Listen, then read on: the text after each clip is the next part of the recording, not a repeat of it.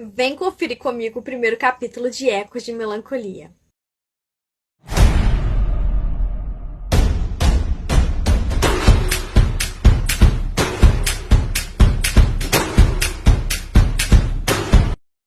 Para quem não me conhece, eu sou a Rafa, eu falo de livros e hoje o primeiro capítulo é de Ecos de Melancolia, autora Larissa Prado, lançado pela minha parceira Ezincor.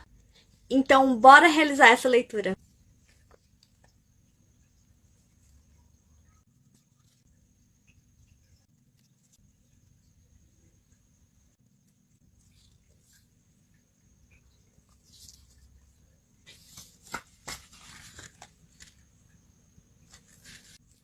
Se a tristeza tivesse uma cor.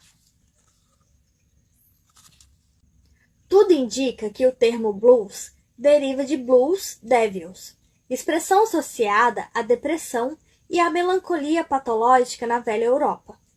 Em fase germinal, o blues vocalizou dores, angústias e tragédias sociais individuais dos negros escravizados e discriminados no Novo Mundo. Richard William, Kind of Blue. Capítulo 1. De volta para casa. Depois do táxi ir embora, fico parado em frente à casa antiga, ouvindo o que ela pode dizer. O silêncio é outra forma de manifestação da passagem do tempo, pois toda voz se cala em algum momento. Se o passado não assombra, isso representa um tipo de morte. Todos nós precisamos ser assombrados, melhor do que o nada que se instala. Não se lembrar da própria história é despencar no vazio da existência. Ao entrar na casa, percebo que nunca deixei de verdade. As vigas e a infraestrutura de construção, assim como meus ossos, sentem o passar do tempo. Os anos impressos mostram como o passado é implacável.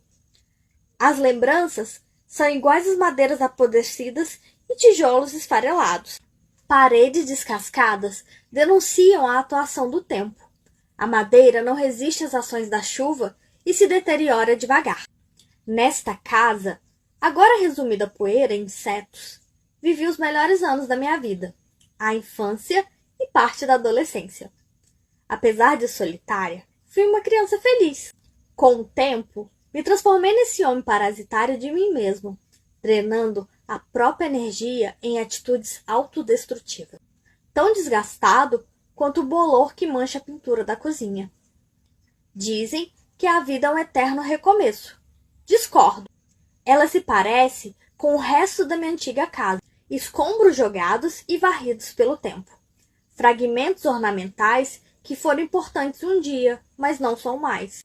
Não sei até que ponto minha história e a deste lugar se misturam. Nem parece que se passaram 20 anos.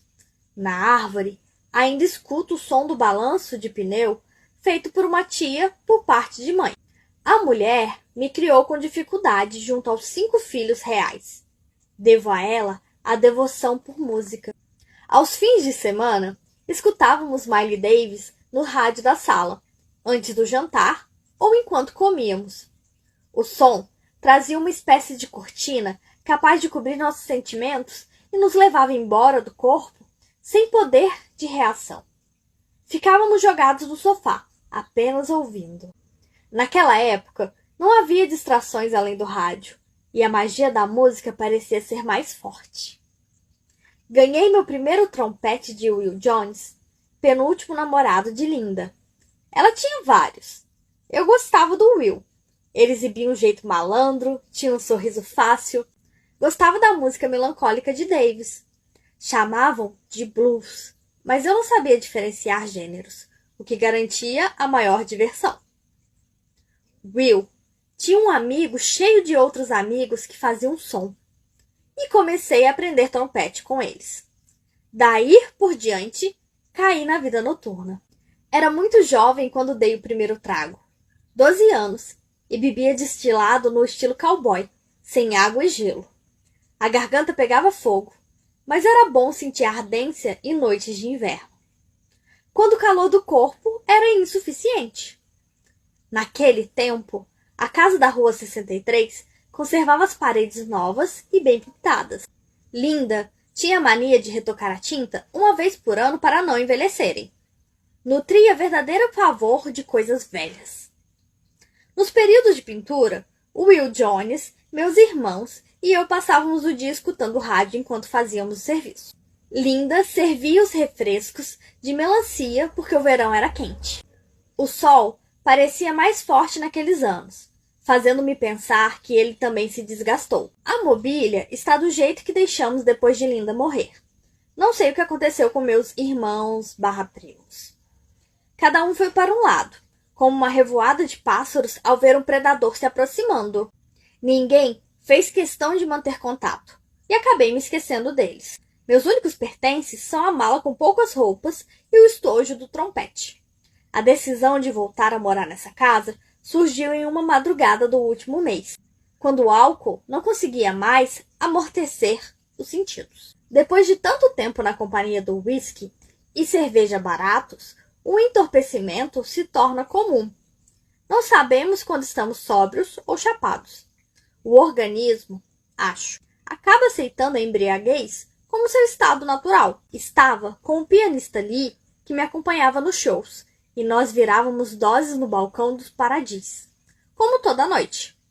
A apresentação foi boa, apesar dos frequentadores não repararem no nosso som. Assim, como a bebida tornou-se imperceptível, nossa música parou de embriagar, absorvida pela rotina do bar. Lee tinha bigode fino e pele amarela, revelando descendências orientais. Era um músico e tanto, porém não passava muito de uma doninha como homem.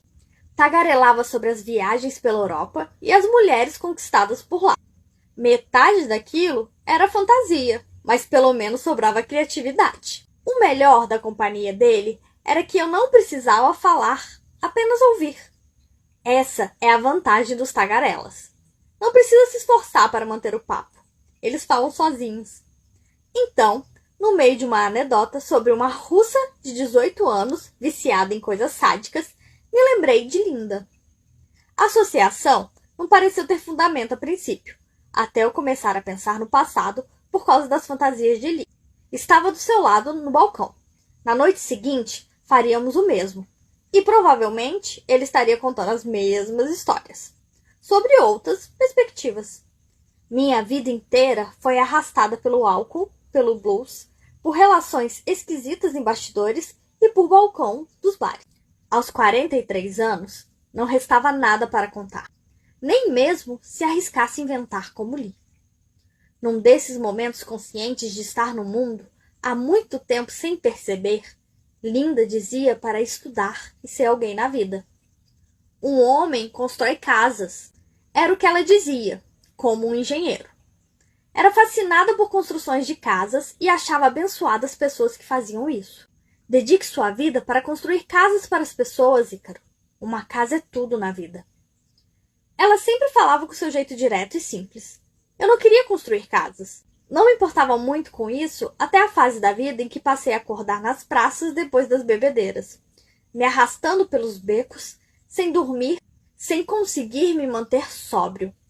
Abandonei nosso lar e comecei a viver sob o teto do mundo, ao relento, pegando chuva e frio. Nessa fase, dei valor ao fato de ter um lugar para onde voltar.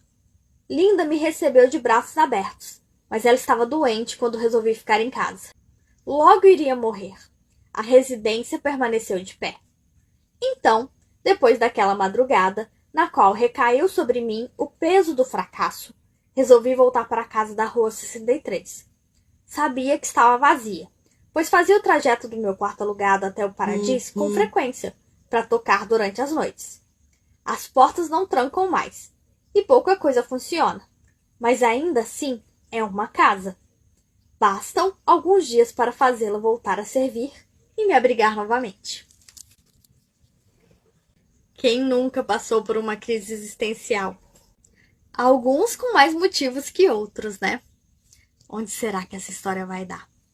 Um beijo e até a próxima.